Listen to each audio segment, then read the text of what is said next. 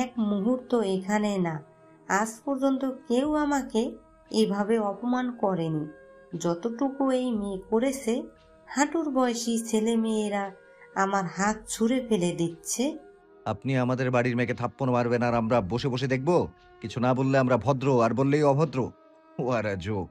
পারভিন বেগম আরশের কথায় উত্তর না দিয়ে রাগ দেখিয়ে বের হয়ে গেলেন।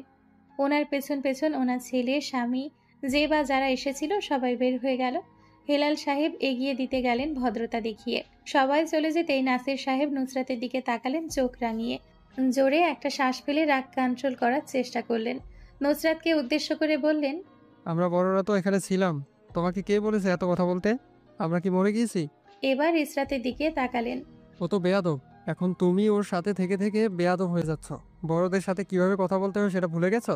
আর নুসরাত, তোমাকে থাপড়ে লাল করে ফেলবো আরেকদিন বড়দের মাঝখানে বেশি কথা বলতে গেলে। আর আজ থেকে দুজন আলাদা রুমে থাকবে, ওর সাথে তুমি আর থাকবে না, মনে থাকে যেন। নাসির সাহেবের চিৎকার শুনে লিপি বেগম আর নাজমিন বেগম বের হয়ে আসলেন কিচেন থেকে। রোহিণী আর ঝর্ণা কিচেনে দাঁড়িয়ে রইলেন।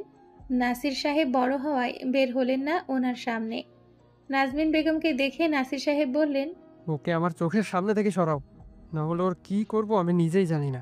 আর পারলে মেয়েরা যেভাবে থাকে ওইসব শেখাও, ঘরের কাজ কিছু শেখাও তোমার মেয়েকে। ছেলেদের মতো ঘোরা বন্ধ করতে বলো ওকে। নাসির সাহেব নিজের কথা শেষ করে রাগে গজগজ করে চলে গেলেন। ইসরাত নাসির সাহেব চলে যেতেই সেও নিজের রুমে চলে গেল। চলো চলো নয়নে নাজমিন বেগম তাকালেন নুসরাতের দিকে। কান্নায় কথা আটকে আটকে আসলো। তোর জন্য সবসময় আমাকে কথা শুনতে হয়। তুই একটু ভালো হতে পারিস না?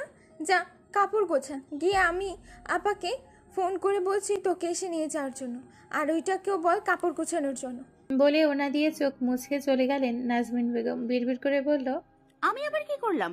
এবার আরশের দিকে তাকিয়ে বলল, আপনার কিছু ভাষণ দেওয়ার থাকলে আপনিও দিয়ে দিতে পারেন, দয়া করে পেশ করুন, আমি শুনতে ইচ্ছুক।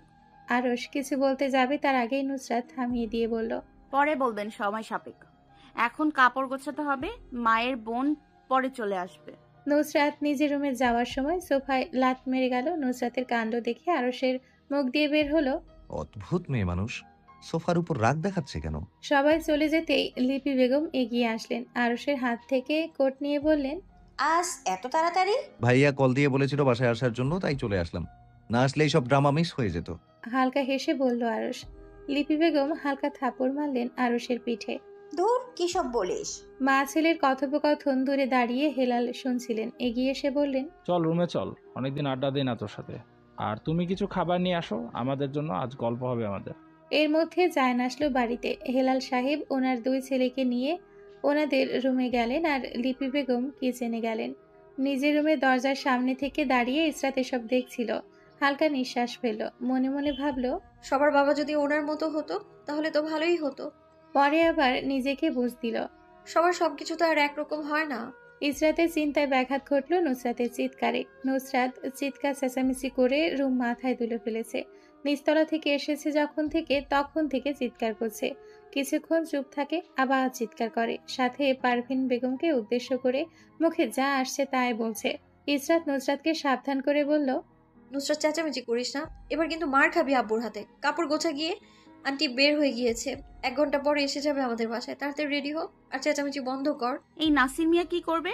আমি কি ভয় পাই নাসির মিয়াকে? যা করার করুক নাসির মিয়া, উনি আমার বাবা হতেই পারে না। আমি ডিএনএ টেস্ট করাবো আব্বার সাথে। নুসরাত, আব্বু এইদিকে আসছে। নুসরাত এক লাফে বারান্দায় চলে গেল। ধীর স্বরে বলল, আব্বা কিছু শুনেছে আমার কথা, আসলে বলবি আমি গোসল করতে। আমার কথা বলার কোনো ইচ্ছে নেই নাসির সাহেবের সাথে। আবার মনে করিস না আমি ওনাকে ভয় পাই, আমি মোটেও ভয় পাই না। ইসরাত হাসি শুরু করলো দরজা ধরে। হাসির চোটে কথা বলতে পারলো না। কিছুটা হাসি থামার পর বলল, আব্বু এইদিকে আসছে না, তোর সাথে মজা করেছি, ভয় পাস আর বেশি বেশি কথা বলিস। আমি আব্বাকে ভয় পাই না। হ্যাঁ হ্যাঁ, বুঝতে পেরেছি।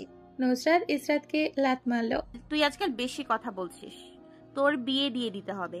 ইসরাত তারপরও নুসরাতকে নিয়ে হাসলো। নুসরাত রাগে চিৎকার করে বলল, আম্মা তোমার মেয়েকে নিয়ে যাও, না হলে আমি একে মেরে ফেলবো। আর এটার বিয়ে দিচ্ছ না কেন? বুড়ো হয়ে যাচ্ছে না? বিয়ে দাও, পরে কেউ বিয়ে করবে না। দিন দিন বেয়াদ্দব হয়ে যাচ্ছে। ইসরাতকে হাসি থামাতে না দেখে ইসরাতের গালে থাপ্পড় মেরে দৌড় দিল নুসরাত। ইসরাত কিছুক্ষণ গালে হাত দিয়ে তাজ্জব বনে রইল। যখন মগজ চেক করলো নুসরাত থাপ্পড় মেরে চলে গিয়েছে, তখন আম্মু বলে চিৎকার করে উঠল। একটু আগে আসরের আজান দিয়েছে। বাড়িতে এত বড় হাঙ্গামা হয়েছিল কিছুক্ষণ আগে, তা এখন বোঝাই যাচ্ছে না। সবাই নিজ নিজ কাজে ব্যস্ত। ওই বিষয় নিয়ে আর কেউ কোনো কথা বলেনি। সবাই কেমন নিশ্চুপ হয়ে গিয়েছে।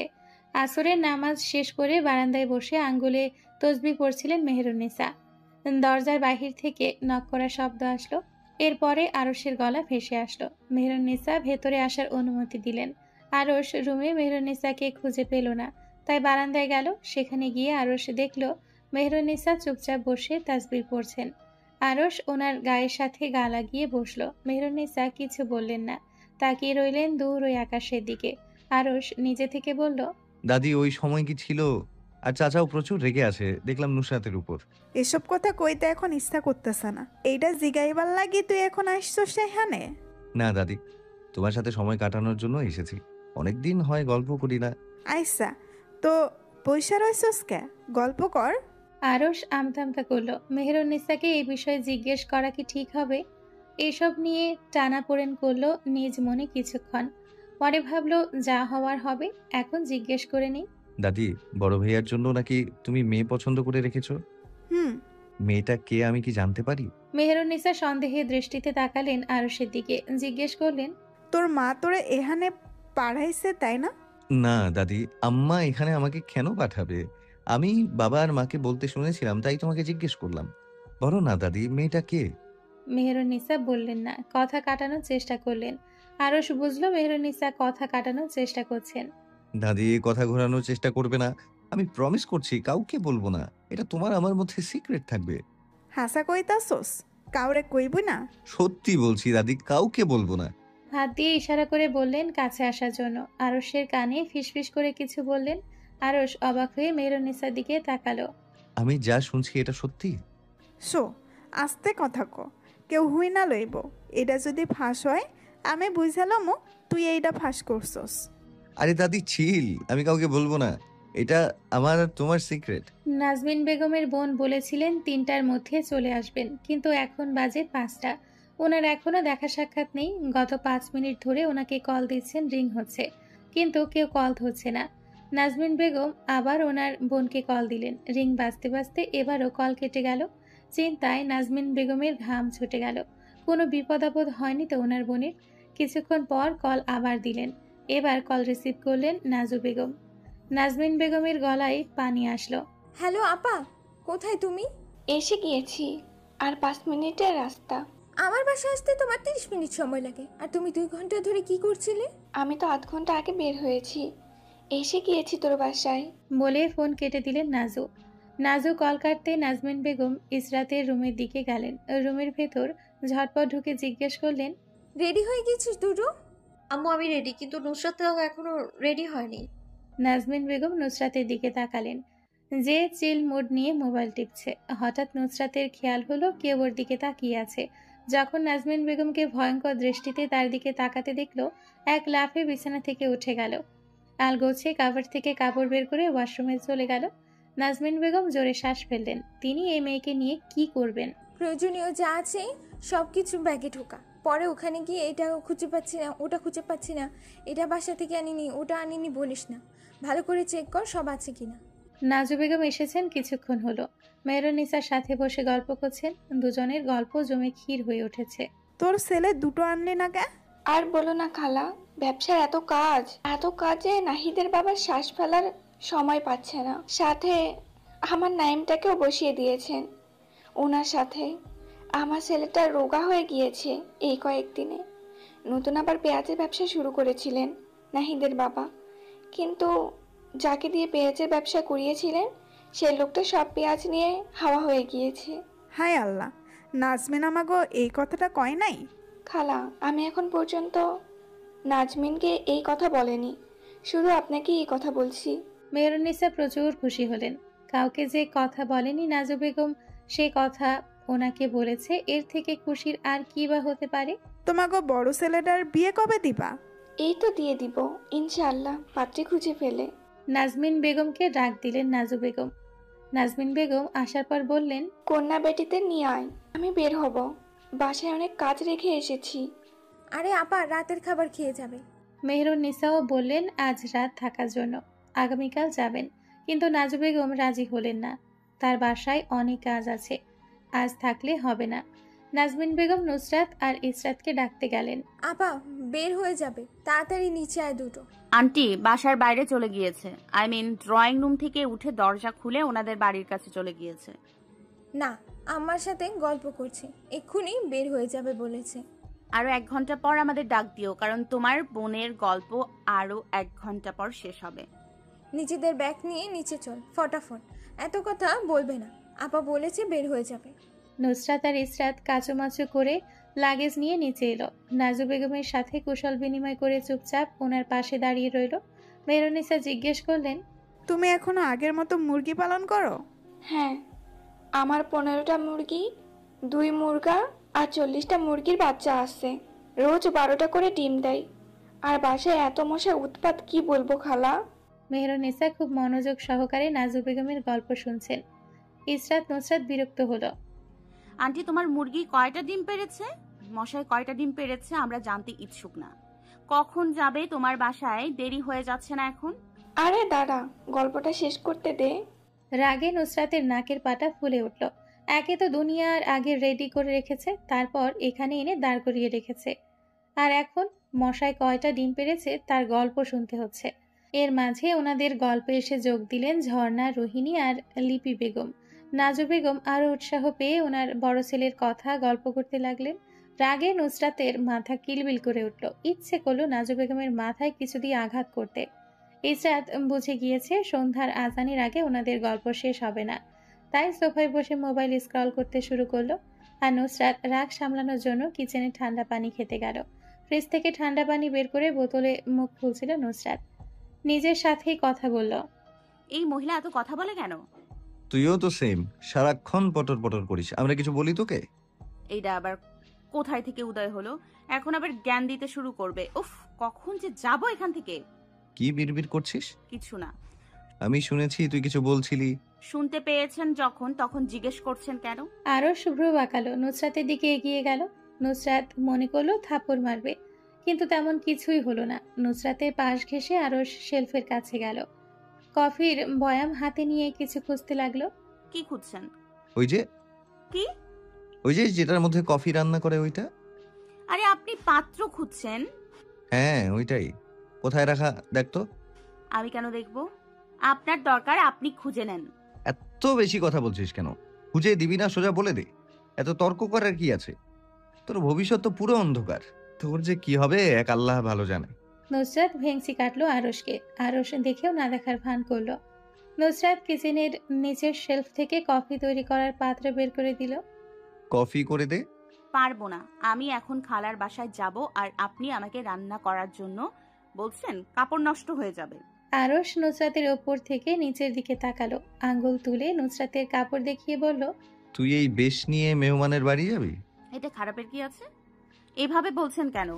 এই গেঞ্জি আর প্যান্ট পরে তুই মানুষের বাড়ি যাচ্ছিস? ছি ছি। ইটস নট গেঞ্জি, ইটস টি শার্ট। আর এখানে ছি বলার কি আছে? It's my fashion. নুসরাত, ইংরেজির বেজ্জতি করিস না, পারিস না তাহলে বলতে যাস কেন? আমি কোথায় ভুল বললাম? সঠিকই তো বললাম। আসলে কি জানেন, আপনি নিজেই পারেন না, আবার আমাকে বলছেন ভুল ইংরেজি বলছি। আমি তো দেখছি আপনার ভবিষ্যৎ পুরো অন্ধকার, লাইট জ্বালিয়েও আলো খুঁজে পাওয়া যাচ্ছে না। আরশকে আর কিছু বলার সুযোগ না দিয়ে কিচেন থেকে বের হয়ে গেল নুসরাত। আরশ তাজ্জব হয়ে তাকিয়ে রইল। এই মেয়েকে একটা কথা বললে এই মেয়ে তাকে 10টা কথা শুনিয়ে দেয়। আজব মেয়ে মানুষ। ইসরাতের কথা মতো নাজু বেগম সন্ধ্যের নাস্তা খেয়ে বের হলেন নিজের বাসার উদ্দেশ্যে। নুসরাত বলল, শেষ পর্যন্ত আমরা যাচ্ছি। ইসরাত মাথা নাড়িয়ে হ্যাঁ বলল। নাজু বেগম সবার কাছ থেকে বিদায় নিলেন। মেহরুন্নেসা আবার আসার কথা বললেন। নাজু বেগমের সেই এক কথাই, নাহিদের আব্বু ব্যবসার কাজে এত বিজি যে শ্বাস ফেলার সময় নেই। ওনার এত এত কাজ উনি সময়ই বের করতে পারছেন না। আজ কত কষ্ট করে এখানে আসলেন। নুসরাত আর ইসরাত জোরে শ্বাস ফেলে ওনাদের ওখানে রেখেই হাঁটা ধরল। নাজু বেগম কথা শেষ হলে এমনিতেই আসবেন। জাইন মাত্র গাড়ি গ্যারেজে রেখে বাসার দিকে আসছিল, তখন নুসরাত আর ইসরাতের সাথে দেখা হয়। জাইন নুসরাতকে জিজ্ঞেস করলো, কোথায় যাচ্ছ তোমরা এই সন্ধ্যাবেলা? নুসরাত কিছু বলার পূর্বেই ইসরাত নুসরাতকে টেনে নিয়ে চলে গেল। আবে ইয়ার, ভাইয়া কি জিজ্ঞেস করেছে শুনতে পাসনি? শুনতে পেয়েছি। তাহলে টেনে নিয়ে এলি কেন? প্রশ্নের উত্তর দিতে দিলি না কেন? বেয়াদব বলবে তো। ওরে আমার আদবি মেয়ে, প্রশ্নের উত্তর দেওয়ার প্রয়োজন নেই। এর সাথে কথা বলবি না, এই ব্যাডার থেকে দূরে থাকবি, শালা প্রচুর খারাপ। সত্যি? হুম। নাজু বেগম আরো 10 মিনিট পর আসলেন বিদায় নিয়ে। গাড়িতে উঠে ড্রাইভারকে তাড়া দিলেন তাড়াতাড়ি গাড়ি চালানোর জন্য। ওনার বাসায় অনেক কাজ আছে। নুসরাত আর ইসরাত দুজনেই দুজনের মুখের দিকে তাকিয়ে দীর্ঘশ্বাস ফেলল। আম্মু, ওরা কোথায় গিয়েছে? কারা? নুসরাত আর ইসরাত। আর বাসায় এত ঠান্ডা কেন? লিপি বেগম সব খুলে বললেন। জাইন মনোযোগ সহকারে সবকিছু শুনল, তারপর বলল, চাচা রাগ করে ওদের সামনে না যেতে বলায় ওরা ওদের খালার বাসায় চলে গেল। এদের মাথায় কি ঘিলু নেই? রাগের মাথায় বলে চলে যাবে। চলে গিয়েছে যখন কয়েকদিন থেকে আসুক। আর তুই জানিস আরও ছোটটাকে মোটেও সহ্য করতে পারে না। আমার ছেলেটা কয়েকদিন আরামে থাকবে। জাইন আর কিছু বলল না, শুধু ভাবলো ইসরাতকে ভদ্র ভাবলেও মেয়েটা ভদ্র না। দুজনেই সেম। আম্মু, কিছু খেতে দাও। আমি নিয়ে আসছি, তুই ফ্রেশ হয়ে আয় ততক্ষণে।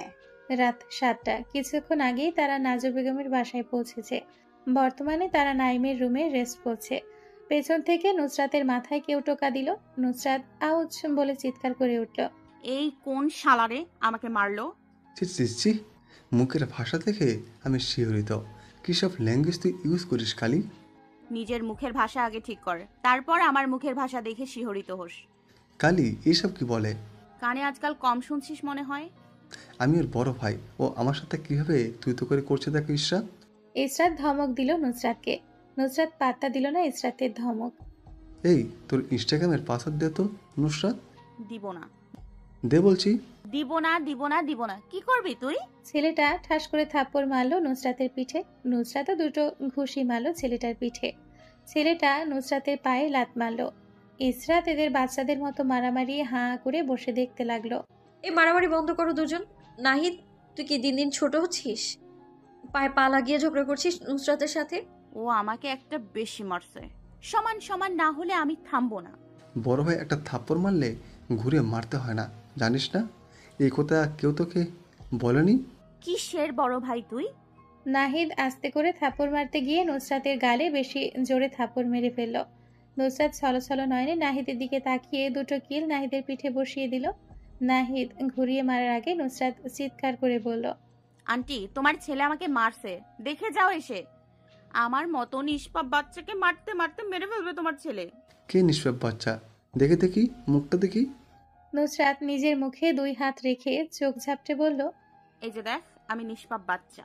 নাজু বেগম রান্নাঘর থেকে দৌড়ে আসলেন। এসে নাহিদের বাহুতে থাপ্পড় মারলেন।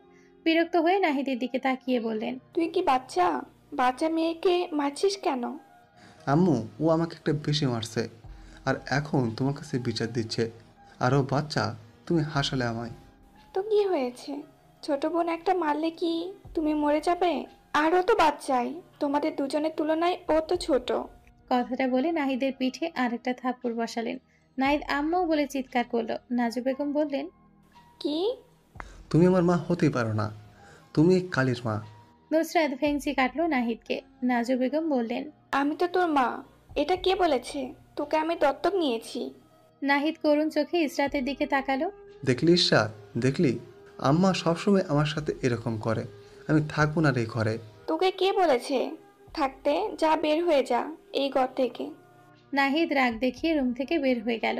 ইসরাত নাজু বেগমকে উদ্দেশ্য করে বলল, আন্টি, তুমি ওর সাথে এটা ঠিক করনি, ছেলেটা কষ্ট পেয়েছে।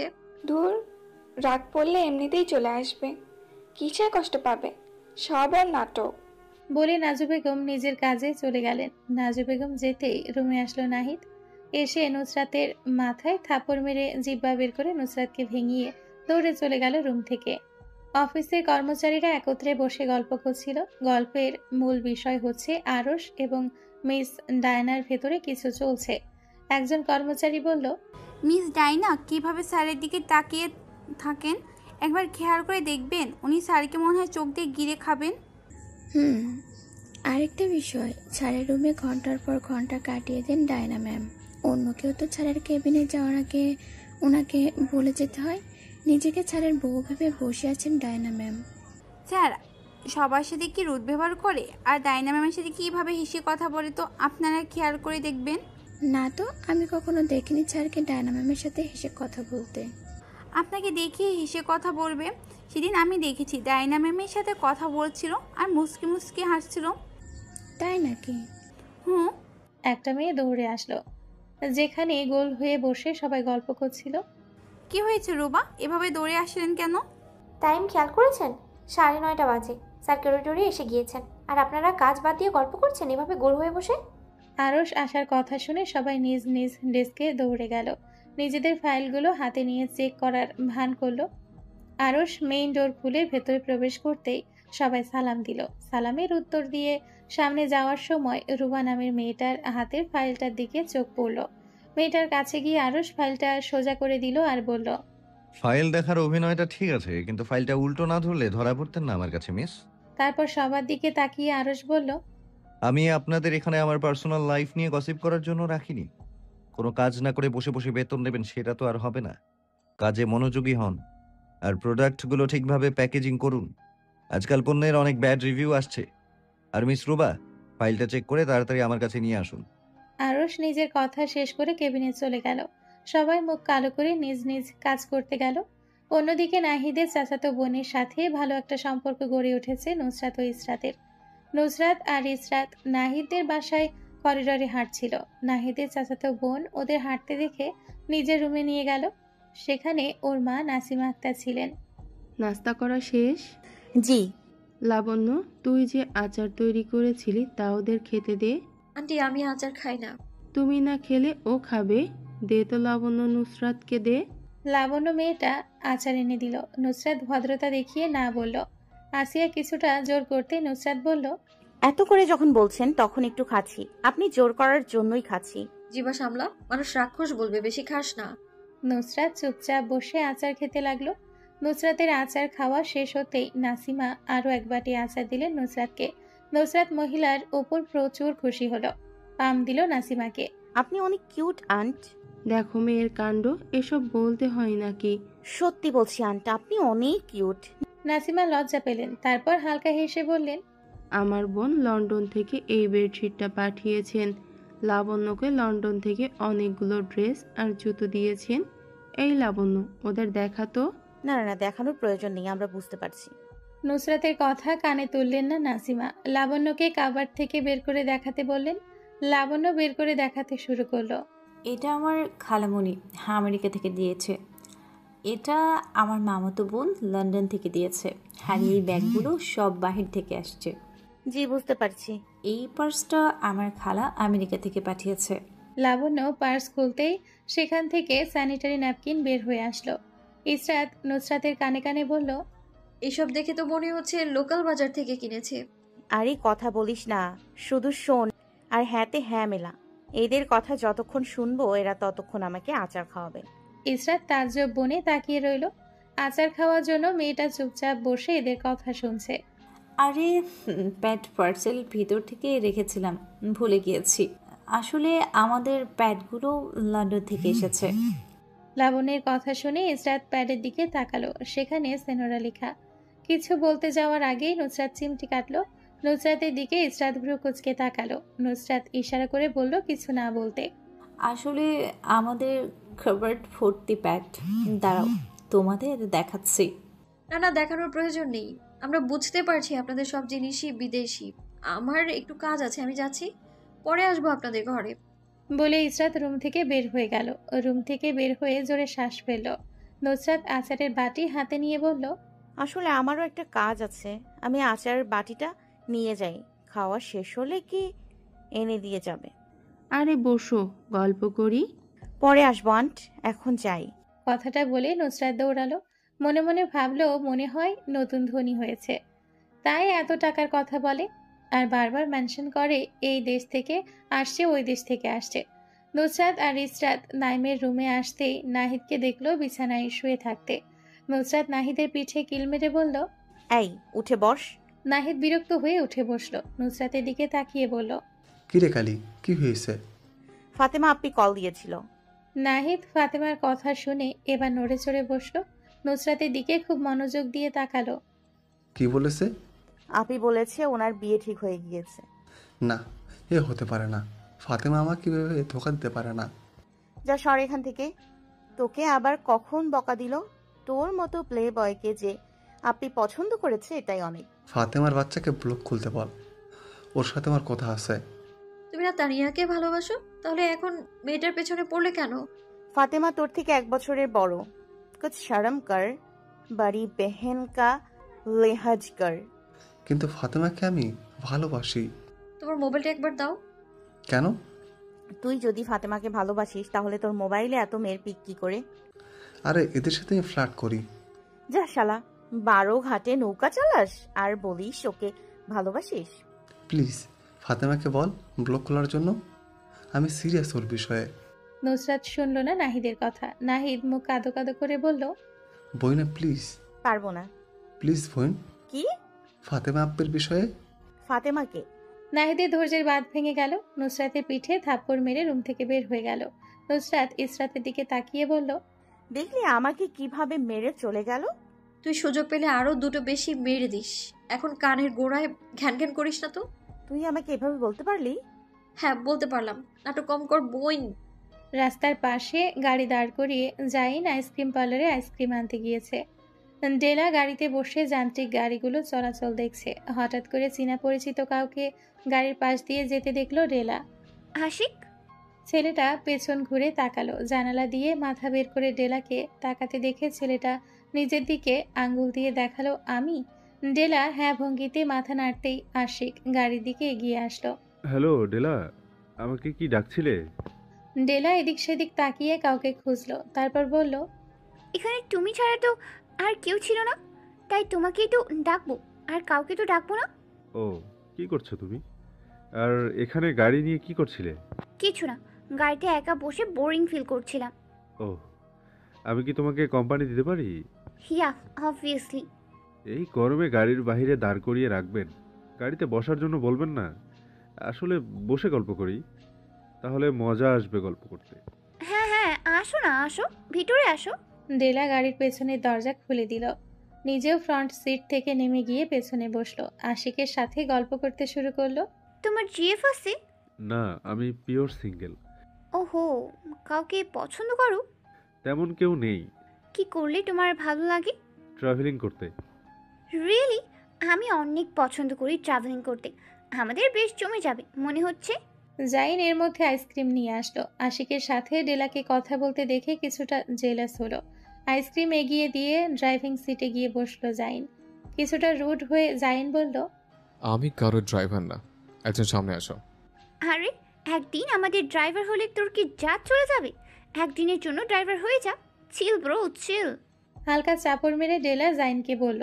জাইন বিরক্ত হয়ে গাড়ি স্টার্ট করলো। আর পেছনে আশিক আর ডেলা গল্প করতে লাগলো। কিছুক্ষণ পর পর ডেলার হা হা করে হাসির শব্দ ভেসে আসলো পেছন থেকে। হাসতে হাসতে 2-1 আশিকের গায়ে থাপ্পড় মেরে বসলো ডেলা। তারপর সরি বলল। আবারও হাসতে হাসতে থাপ্পড় মেরে বসলো আশিকের গায়ে। দেখতে দেখতে 15 দিন কেটে গেল। নুসরাত আর ইসরাতের বাসায় ফেরা নামগন্ধ নেই। নাসির সাহেব এবার কিছুটা চিন্তিত। এতদিন হয়ে গেল বাসায় ফিরে আসছে না কেন? নাজমিন বেগমকে যখন জিজ্ঞেস করলেন কখন ফিরে আসবে নুসরাত আর ইসরাত, নাজমিন বেগমের চোখ জলে ছলছল করে উঠল। ওনার কোনা দিয়ে চোখ মুছলেন। দরদ এখন উঠতে পড়ছে কেন? যখন আমার মেয়েগুলোকে বাড়ি থেকে তাড়িয়ে দিলে তখনই দরদ কোথায় ছিল? আরে আমি কখন দাঁড়িয়ে দিলাম? আর দরদ কেন উতলে পড়বে? তুমিই তাড়িয়ে দিয়েছো। আমার মেয়েগুলোর সামান্য কথাই তো বলেছিল। ওদের কথায় কি ভুল ছিল? সব তো উচিত কথা বলেছে। আর তুমি কি করলে? সবার সামনে আমার বাচ্চা মেয়েগুলোকে বাড়ি থেকে বের হয়ে যাওয়ার জন্য বলে। সেই তো না করে দিতে। তাহলে ওরা না করায় তোমাদের জাত চলে গিয়েছে। আমি কখন বললাম বাড়ি থেকে বের হয়ে যাওয়ার জন্য? আমি শুধু বলেছি আমার সামনে না পড়ার জন্য। তুমি তো ওদের তোমার বোনের বাড়ি পাঠিয়ে দিলে, আমার পারমিশন নিয়েছিলে। আর আমরা না করলে বসে নিজেদের মধ্যে কথা বলে সব ঠিকঠাক করে না করতাম। সেদিন কি বলেছিলে মনে আছে? বলেছিলে আমার মেয়েগুলো একটু মেয়ে মানুষের মতো আচরণ শিখাতে। তাই আমার মেয়েদের বিষয়ে তোমার নাক গলানো আমি সহ্য করব না। আমার মেয়ে যখন তখন আমার যা ইচ্ছা আমার মেয়েদের সাথে তা করব। তোমার কোনো পারমিশন নেওয়ার আমি প্রয়োজন মনে করি না। আমি কখন বললাম এটা? আমি তো এসব বলিনি। তুমিই বলেছ এখন কথা পাল্টাবে না, এই জন্য তো আমি আপার বাসায় ওদের পাঠিয়েছি। এখন তুমি মিথ্যা বলছো, মিথ্যাবাদী লোক। নাজমিন বেগম কথা বলতে বলতে কান্না করে দিলেন। ওনার কোনা দিয়ে চোখ মুছে রুম থেকে বের হয়ে গেলেন। রেস্টুরেন্টের সবচেয়ে ভেতরের টেবিল বুক করেছে নাহিদ। ইসরাত, নুসরাত আর মমো সেখানে বসে আছে। নাহিদ 4 প্লেট বিরিয়ানি অর্ডার দিয়ে এসে টেবিল টেনে ইসরাতের কাছে বসে গেল। মমো আর নুসরাত নিজেদের মধ্যে ফুসুর ফুসুর করছে। ফুসুর ফুসুর শেষে দুজন সোজা হয়ে বসলো। নুসরাত কথা বলা শুরু করলো, তাদের মধ্যে নীরবতা ভেঙে।